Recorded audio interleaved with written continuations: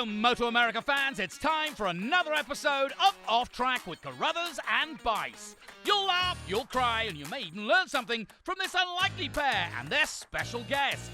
The mic is yours, Paul and Sean. Hello, MotoAmerica fans, and welcome to episode 53 of Off Track with Carruthers and Bice. Carruthers usually does the intro on this, but Bice is doing it today, which is me. And I'm with my cohort. I'm in Ohio. I'm with my cohort who is in Southern California, Paul Carruthers. Paul, how's it going today? Good. Happy Halloween. Are you in a costume or not? Yeah, I'm in my costume that I always... It's funny, in high school, well, you're not supposed to really trick or treat when you're in high school, but I grew up in such a small town that I think people, we were trick or treating long after we probably should have. But I remember distinctly for a few years, I would go every year. When I was riding a motorcycle then, so like one year I'd go as a motorcycle racer. The next year I'd go as an astronaut. The third year I went as a car racer. I'd put on, I remember I had a GTO jacket and I put one of those cravats underneath it. So 3 years I was, all I did was wear my motorcycle helmet with some other thing. But let's, today we're talking with Mathew Scholtz. Let's bring him in right away. Mathew, happy Halloween to you as well. Hey guys, thank you. Thanks for having me on. So, Mathew, in South Africa growing up, did they have Halloween? Yes, yeah. It was a very fun time as a kid, running around the neighborhood, collecting candy and getting up to mischief. Yeah, I mean, it seems like Halloween's become an adult occasion or a celebration as much as for kids. So, Paul, whether it was as a kid or as an adult, what was your favorite costume that you ever wore? Yeah, nothing comes to mind, but it's funny because when we were in Australia, I'm not even sure if we would have been there much in October. We might have still been in Europe, but I don't recall Halloween as a little kid. I kind of don't recall it until actually we came here. And then it seems like most of my recollection of Halloween are just, running around the neighborhood, getting as much candy as I possibly can. Like we'd fill up like pillowcases full of it and we'd go back and dump it at the house and then we'd run back out. And I was, at that point, if you're doing it that way, you're probably too old to be doing it anyway. And then the next thing I remember with Halloween is just going to parties as a teenager and as an adult. And, it was always easy to just put on motocross gear or something like that. It's never been one of my favorite holidays.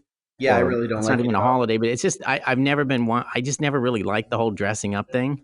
I hate it. Yeah, it was like I always thought it was just a way to ruin what could have been a good party by me having to dress up for it. But yeah, anyways, that's my story. Then some of them get really elaborate, and people can't even walk around with their costumes on or something, and it's really annoying. How about Mathew? How about you? Do you recall a memorable or favorite costume that you ever wore? Not really, to be honest. Probably just wearing the riding gear. Hey, I mean, I think that was the easiest thing, really. Rather than going out and buying a costume, we just got kitted up in what we had. That's funny. Simple. That's funny that we all have in common that we got gear. We might as well just put it on and walk around the neighborhood or something. Right. It was easy. This year I was going to go as Mathew, but I'd have to work for a whole year to get abs. So I got to tell you, my probably favorite costume was, and I thought about this one a year in advance. So I don't know, everybody seems to go to Salvation Army or Goodwill or whatever. So I'd gone there and I got this really bizarre black shirt that looked like something Tom Jones would wear. It had like two zippers on each side up by the collar, so you could kind of unzip it at the same time. And I had been saving since the previous Easter those marshmallow peeps. And I went and bought a bunch of them when they were on sale, and they were sitting in a closet, so they were obviously, well, they still were edible. I think those things would last past a nuclear holocaust. But I took a hot glue gun and I stuck these marshmallow peeps all over my black shirt and all over this pair of black pants that I was wearing with this crazy weird zipper. Now, do you know what I went as? Do you guys know? No idea. A chick magnet. Oh, jeez. How'd that work out for you, Sean? I got no more chicks than I do anytime. I think my wife was even thought it was stupid. But I remember there was one girl though. She did peel one of those chicks off the peeps off my shirt, which it was hot glued on, by the way, and she ate it. I couldn't believe it. Yeah, she sounds like a keeper. Yeah, she was the only one I think would have dated me. But anyway, so happy Halloween to everybody. Even though when you guys hear this, it'll be a couple days afterwards. But let's get into talking to Mathew. Mathew, you just completed a test the other day, and you guys have been pretty active so far, and it sounds like you're going to continue to be active with the testing a lot more than even some of the other teams, including some of the teams like Yamaha or the new Yamaha team, of course, and then Yosh as well. They haven't gotten their programs figured out enough to start testing, I think. You've already done it. You've already had 2 tests, I believe. Isn't that correct? Yes, yeah. We went to CMP a couple of weeks back, and then we were at Virginia on Monday with the PRE track day guys. And yeah, normally testing this late in the year on the East Coast, the weather doesn't really play too well. So I was just thankful that we got a decently warm day and got to test a few things, and yeah, just basically learn some more as far as setting up the torque maps and TC, and just getting some more on the off-season seat time ready. Were you in South Africa prior to, did you go home after the end of the season and then come back? Yeah, I went home for 2 weeks. I wanted to go and surprise Kiara, just go see friends and family and stuff. It was a really good end to the season, and I knew that we had some off-season testing coming up, so I just wanted to quickly shoot home, and yeah, and then come back prepared to do a couple of days more of off-season testing. How long does it take you to get home when you fly, Mathew? Well, this trip now, I took a bit of a detour just to save myself a little bit of cash. I flew Atlanta, Doha, which was about 14, 15 hours, and then Doha, Joburg was about another 9, and then Joburg, Durban would be an hour flight. So it took me about 48 hours total travel time to get home. Yeah, it's a hard place to get to. I remember that when I was at Cycle News. It was like some of those intros were down there, and they were kind of I always wanted to go, but then I'd look at the trip and I'd be like, I'll go next time. But it's a long haul to get there. So by the time you got there, it's time to turn around and come back. Pretty much, but yeah, all worth it though. So you had mentioned going home to see Kiara. I know you're going to see your mom and dad and your brother and everybody too. But Kiara, who is now your fiance, and from what I understand, or at least I recall during the season, you had gotten engaged, and then she had to go back to South Africa because of various reasons with her. What is it? The amount of time she can spend in the U.S. or whatever. Explain that to us. Yes, yeah. Obviously, using the South African passport, you're only allowed in the country for 6 months at a time. But also, her sister just had a baby a couple of months back, so I just went home just to help out there and stuff. And obviously, for next season, we're looking at changing her visa so she can be here a little bit longer. But I'm in the process now of getting a green card, so we just have to see how long that would take. But yeah, I mean, things are looking good as far as me there. We've got our feet firmly planted here in the USA. You got engaged you got engaged not here, right? When you asked her the question or gave her the ring or whatever, you were over in your homeland or near the homeland, from what I understand. Can you tell us about that? Because the photo I saw, it looked like you were at the beach of Daytona. Go ahead. Sorry. No. We were actually in Georgia, yeah, before she went home. I just put up that photo. We were actually in Mozambique last year. It's a country a little bit north. South Africa. Which is so, I don't know, when you told me or I saw the photo, like I said, it looked like you were on the beach at Daytona. And when you said Mozambique, and first of all, I'm stupid enough, I didn't know Mozambique was on the coast. And it sounds like it's a country that, wouldn't be that kind of a scene where you'd be out on the beach just like you would be at any beach, somewhere else. So it just struck me as funny that, Mozambique, but what is it, right? It's near Durban. No, yeah, it's a country that is north of South Africa. Picture the beautiful Daytona beaches, but just with mud huts and a little bit more rural. That's the first time I've heard anybody describe Daytona Beach as beautiful. Well, it's not bad. Well, come on! If you think Daytona is beautiful, you haven't been to a real beach. Well, Mr. Southern California, we can't all live in paradise all the time. Well, I'm just saying, one guy's nice beaches, another guy's Daytona. True. But Durban is sort of, do you think Durban's kind of like Southern California to you, Matthew, with the beach and all that? Very, very similar. Mm. So you guys both lived in paradise. Now you do, now that you live in Georgia. Yeah, unfortunately, I gave up the beach to come to Georgia, but it's all been worth it. I had to laugh. That's the attitude. Yeah, exactly. I had to laugh on Facebook. I don't know if you saw this. Rick Matheny, you were in your quote in your press release. You had mentioned the fact that you were in freezing cold Georgia, which Rick took offense to it and had to point out that it's not that freezing cold yet in Georgia. And I was like, to somebody who lives in Durban, to me, it's freezing. Right. It gets lower than 60, 55. That's freezing to me, coming from Africa. I agree. Coming from Durban. It's 63 degrees here today, and I had to wear a jacket. Yeah, we're getting a lot of rain here. Are you getting rain in down in Atlanta or Georgia area? You actually live in the last 2 weeks. You actually live in is it Canton or Woodstock? In Woodstock. Woodstock, that's right. Yeah. When you had the test on Monday, was it kind of chilly at VIR? The morning was pretty cold, but once it hit about 11 or 12 o'clock, it kind of hit to the 70s, so it was pretty perfect.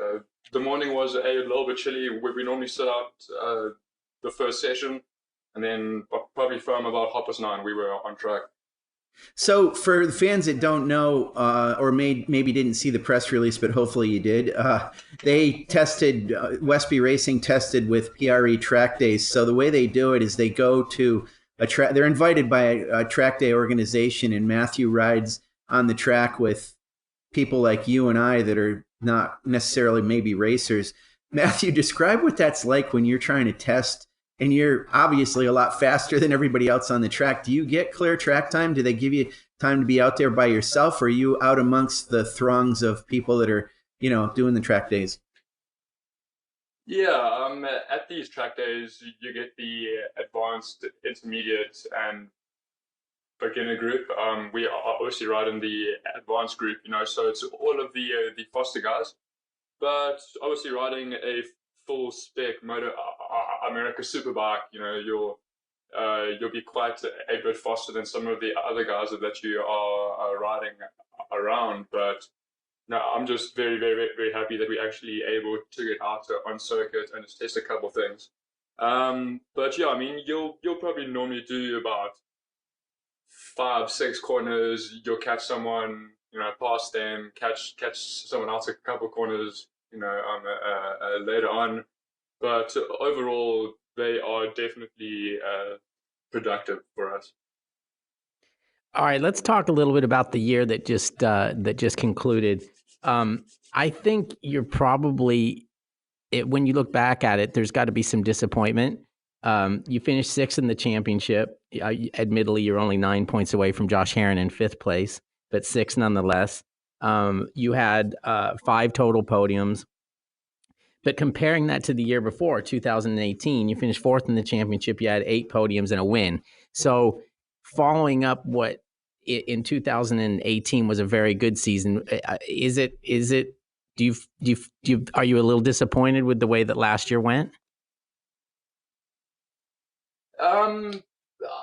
I would say that the first half we were kind of hoping to be a little bit further up, but I firmly believe that the second half we began, getting to form and actually racing where we should be competing for podium positions.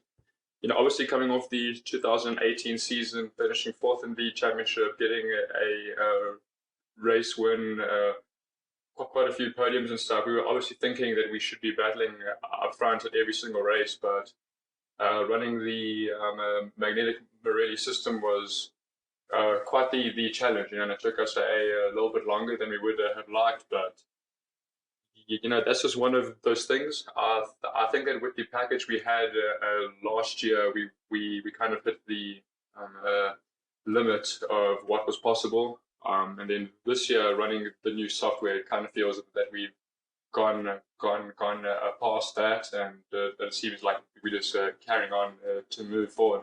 Yeah, and you did podium in 2 of the last 3 races. So, I mean, you started strong. You got second in race 2 at Road Atlanta. Then there was a bit of a lull, like you mentioned. But, I mean, finishing strong like you did with those 2 out of 3 podiums in the last, few races, I mean, it's got to, like you said, I think things started to come together for you, and it's got to give you a little bit of confidence going forward.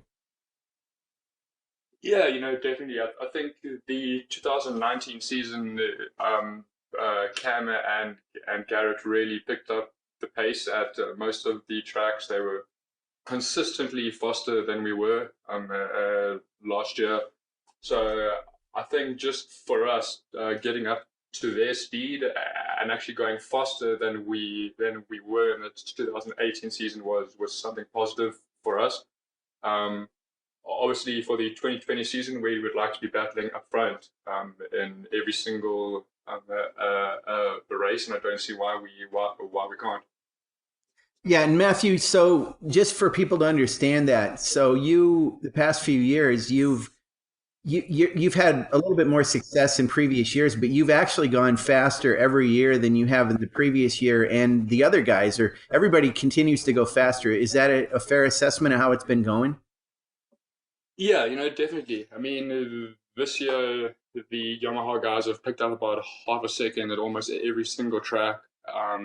So, not just for us to be able to actually kind of be at the same pace as them, it's really positive for us to look at the previous lap times and to know that we've gone faster, that we have some more left in the tank. Now that you're so deeply steeped in the electronics on the bike, and we see you sitting with your crew chief Ed Sullivan and your Herschel Auxier, your data technician, a lot, and you seem to have a grasp of looking at what they're looking at, I guess. Was that a learning curve for you? And do you like that aspect of racing now, to kind of have to do the sitting down and going over everything? Yeah, when I was in the World Supersport Championship in 2000, and I think it was 12 or 13, we actually ran the magnetic Pirelli system. So I kind of knew what to look for and what the squiggly lines meant. But I mean, yeah, guys, with the bikes these days riding at 220 horsepower and something, it's to not have traction control and stuff. It would be almost impossible to ride at the bike unless you take out torque and power. So for me, it's just been a bit of a learning process to get the most out of the system, but I really feel that we're getting the hang of it now. Yeah, it's kind of funny on Facebook. We'll see people comment sometimes, they kind of go old school and like, well, just turn everything off or take all that stuff off. But for what you guys are doing and the performance you're getting out of the bike, you really obviously can't do that. Yeah, I mean, obviously you could, but lap times would just be a little bit slower, But I always kind of feel that at the top level of motorcycle racing, you always want to be pushing boundaries and getting faster lap times and quicker top speeds. Mm.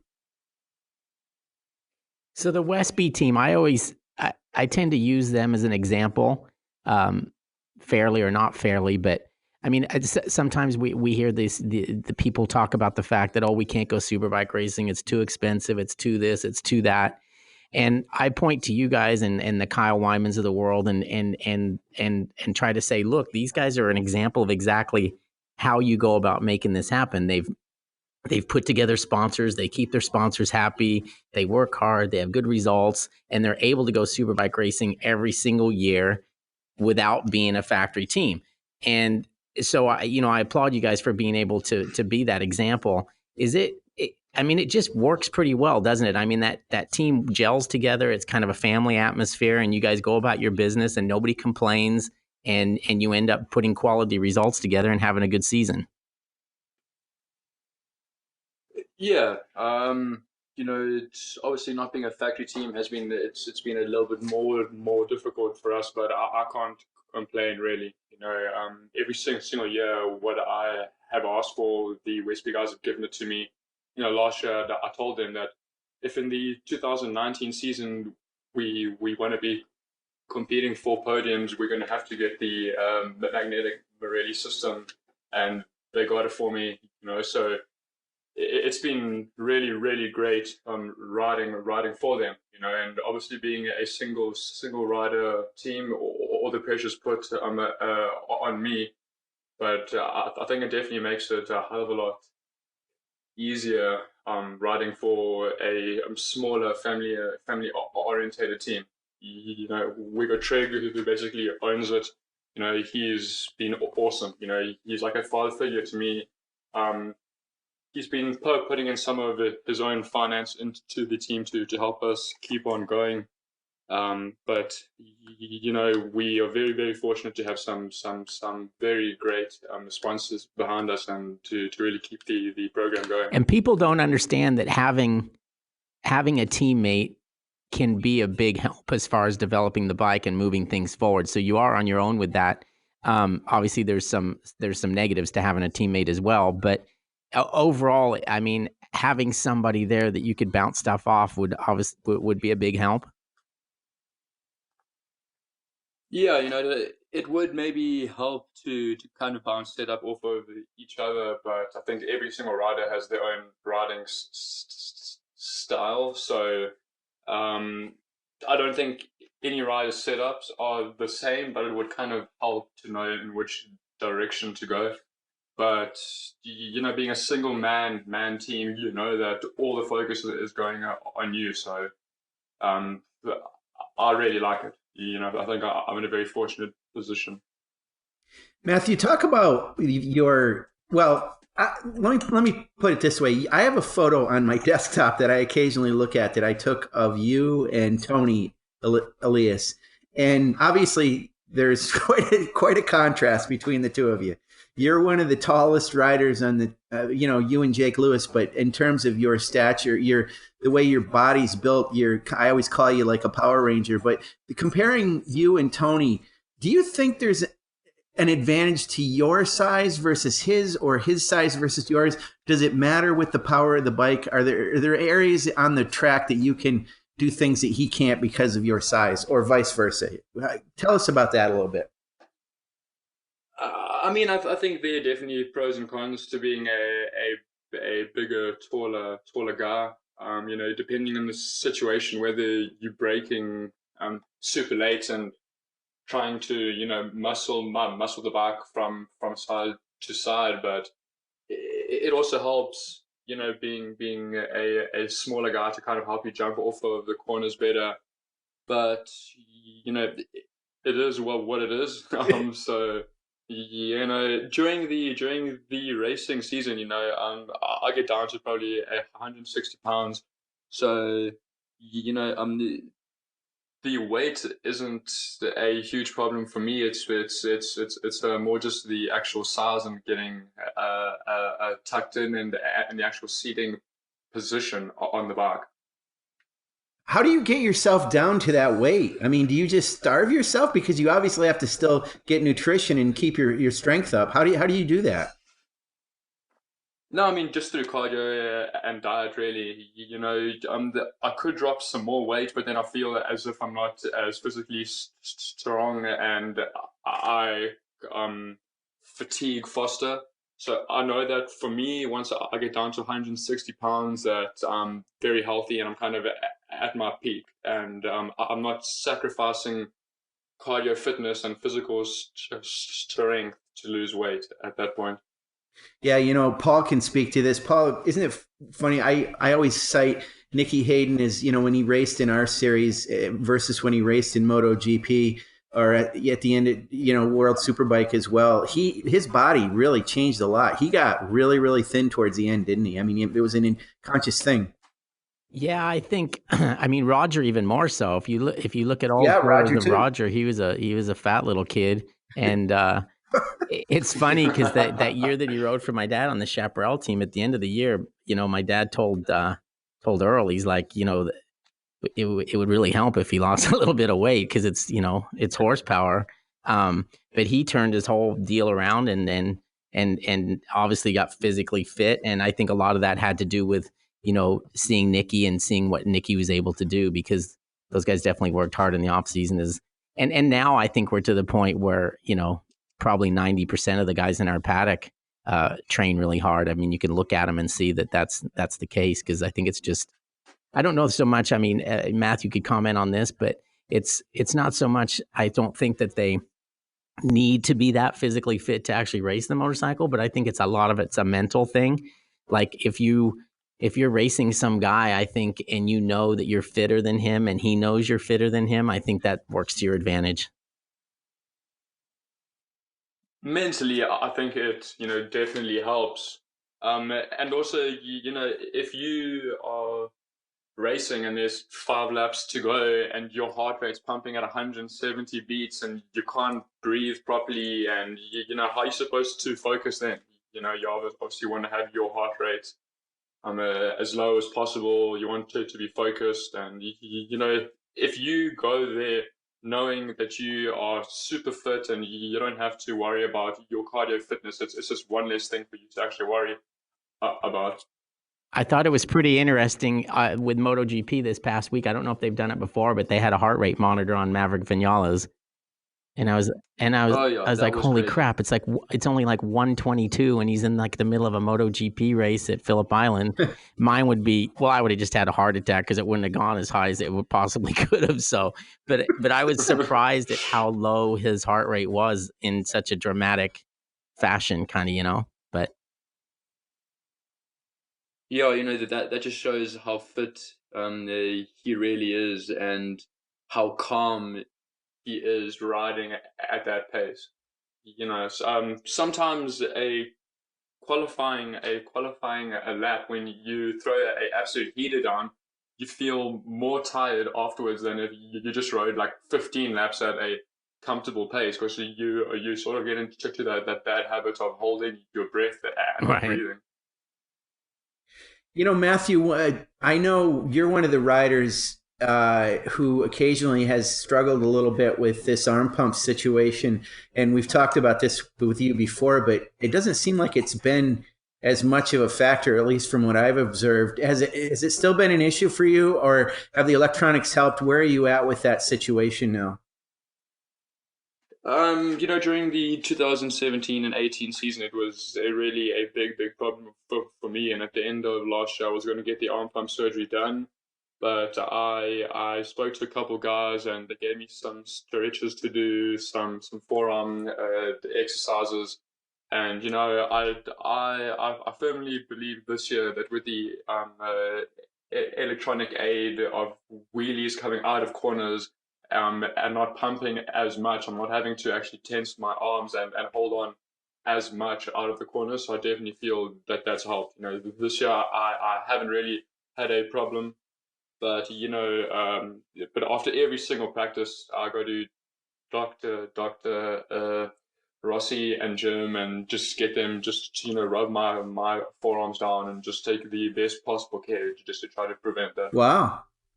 So you have a regimen that you go through to make that right for you. Then that's interesting. Yeah, I mean, I see a couple guys there, normally. Fong's there sometimes, Sean, Dylan Kelly, some of the guys are definitely, it is something that some of the riders have to, worry about. When you are testing, or even during the year, what is the thing that you seem to work on the most regarding the bike with the electronics? Or is it different aspects, or is it kind of always one thing? Or even during this off season, do you take one aspect of the electronics and kind of focus on that? How does that work with you when you're testing? Um, Well, the way that we've done it, you obviously get to a certain point, and as a rider, you sort of know that if you wanted to get a quicker time or want to go faster, you kind of know in which area you would need the bike to improve first. So you always just work on that. You can kind of feel like, hey, if I wasn't getting front end chatter, maybe I could go faster. Then you'll kind of fix the front end chatter, and then you'll go out, and then something else pops up, and you'll kind of think like that, like, hey, if I wanted to go faster, what would I need to fix next? And you kind of just chip at it slowly. Do you get lost with it though? Because to your point, it's like, well, I fixed that, but that may have caused something in another area. Is it always a little bit of a compromise? I guess what I'm asking you, is the bike ever absolutely perfectly ideal? Never perfect. Something always pops up, but also when a change is made, you have to kind of feel, I might be better here, but I might be sacrificing something there. And you have to kind of know, which would you rather sacrifice, or would this help me be faster here? Like, you know what I mean? You have to kind of see what would benefit you the most. And is that a decision that you I mean, make? Do you personally, as the rider, say, does anybody tell you, okay, you can give up acceleration off the corner here for better? I don't know, another parameter. I'm not sure what it might be, but is it your decision to decide where you're going to compromise a little bit? well, yeah, that's how the team has worked for me so far. Is that Ed will kind of give me a setup, a choice, and kind of be like, this should be better here, or we can do this, and I'll kind of give him a direction to go, and then he'll make the change, and I'll go out and test it. And most times it works out, and sometimes it doesn't. But you'll come back and go over what you feel, what you would like next, and then you just kind of take it from there. What do you think about? It's kind of a cool deal. Your buddy Jake Gagne getting that second Yamaha ride. No, really, really cool. I mean, I couldn't be happier for him. Jake's a awesome guy. Obviously, it wasn't the greatest. Leaving the Honda team and towards the Superbikes, he came back here and found the Shabby ride, and I think he did very, very well on that. And now, obviously, getting the a Yamaha ride, I have no doubt he'll be up front competing for wins from the Yeah, I first race. agree. This year too, I think it's no secret that you guys are going to continue with Yamaha this year and probably have the 2020 bikes and continue with that program. But you've been on Yamahas.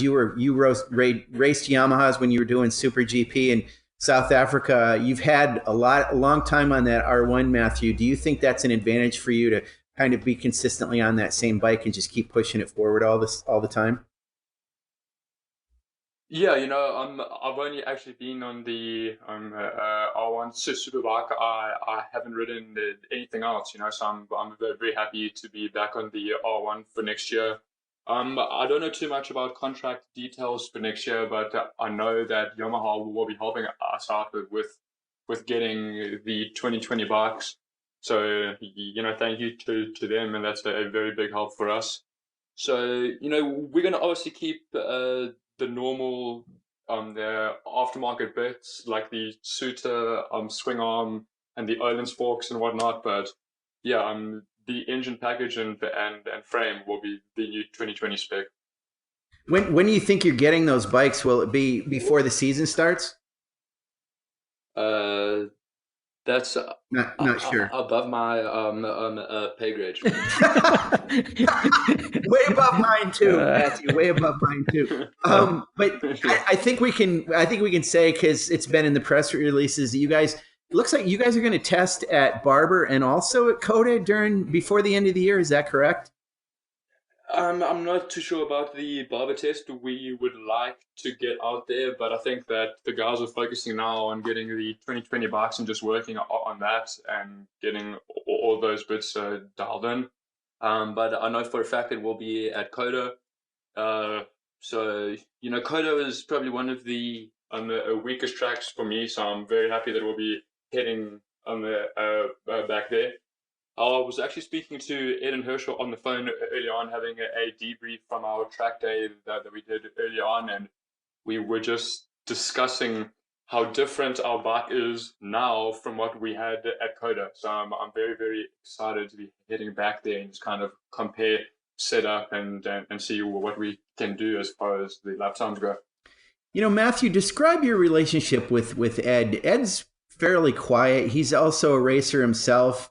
But Rick Hobbs had a great relationship with Cameron, and it looks to me like you have a very solid relationship with Ed. And he part of that job, of course, is to be analytical, but also sort of understand, have a human side, a bedside manner, which I'm sure he has with you. Can you talk about a little bit about what that relationship is like with him and how it's grown? Because when you joined the team, you didn't know him at all, and it's progressed, I'm sure. What is that like?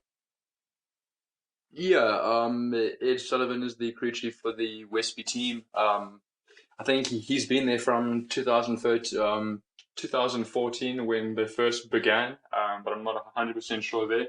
But he's been the crew chief for me since I first filled in 2016. And I think the crew chief is probably the guy that you spend the most time with, and the guy that you have to trust the most, that he knows what he's doing. Fortunately for me, it's been great. I feel that the more we work together, the more we understand each other. And the past 4 years with him has been great. And I'm looking forward to 2020 and getting another year together. And I think that also the personality that Ed has, he's very calm. He doesn't get worked up. So there are times that I get worked up because I can see that 1 point something seconds off, and I get flustered and I start panicking, and he'll calm me down and kind of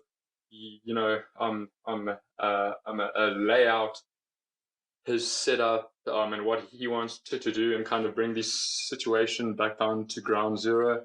And it always seems that the choices he makes are correct as far as setup goes. So he's brilliant. How difficult as a rider? I mean, I always feel for you guys because I see you come in and you pull into the pits and you go over and you look at the screen, and how difficult is it when you just know you worked your ass off and you look up there and somebody's a second and a half faster?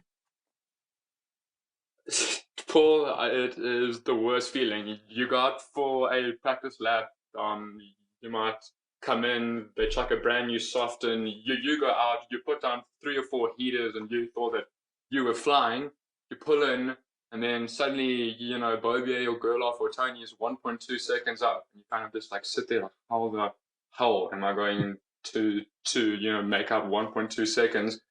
But that was mostly the case for us this year on Friday practice. You kind of like, holy cow, right. I'm never going to catch these guys, but then that's kind of what I was talking about. Ed will come in and just say, calm down, look at this, we haven't made changes yet, blah, blah, blah, and he'll kind of just, calm you down, and then every single practice we'll just make a couple of changes, fix something here, there, and, you kind of just get quicker as the weekend goes on. And it seemed that, the last 4 or 5 rounds of this year, that by Sunday we were perfect. We were on pace. So we always have a joke that if we had a third race on the Monday afterwards would be golden. Well, I'll try and schedule that for you. That's where we're hoping. Yeah, please. Yeah.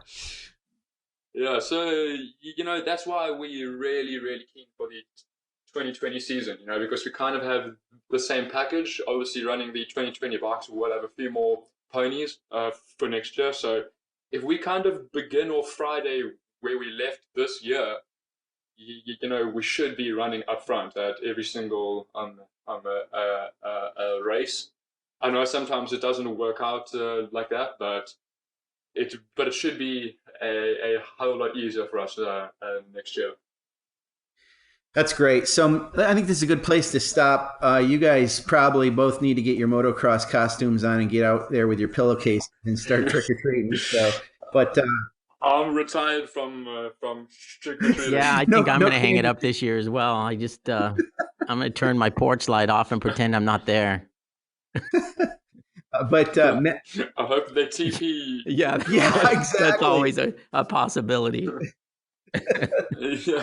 Oh, I got a quick question, because okay. Matthew spends a lot of time with Sean, like being driven around and stuff, like to autograph signings and things like that. Matthew, do you think that Sean is actually the worst driver in the paddock? He's pretty close to it. I just want to make sure, because I want him to be in the top 5 at least, and in my book, he's at least 1 or 2. We'll just say that I make sure I put the safety belt on when I get in the car. I think I overcompensate. When I get these riders in the car with me, I feel like, I get all verklempt because I'm worried about their safety, and I overcompensate and make it worse. But, Matthew's a gentleman, though. He usually doesn't give me a hard time. Unlike Bobby McFadden that just rip me. They won't go anywhere near me now. I'm just sitting there squeezing the front seats, like holding on for my life. If you think about it this way, like your qualifying laps where you're holding your breath, Sean's holding his breath all the way to the dealership. That's the 45-minute car ride to the dealership. So, all right, guys. Oh, that's terrible. Well, thanks for joining us today, Matthew, and hopefully it stays a bit warm back there for you. Get some good training done, and get reunited with the fiance, and we'll see you at some point during the off season, and definitely at the first race. Sean, thanks for directing this one today, and you had some good questions. So it was a cool show, and thanks to the people for listening in, and we'll be back next week.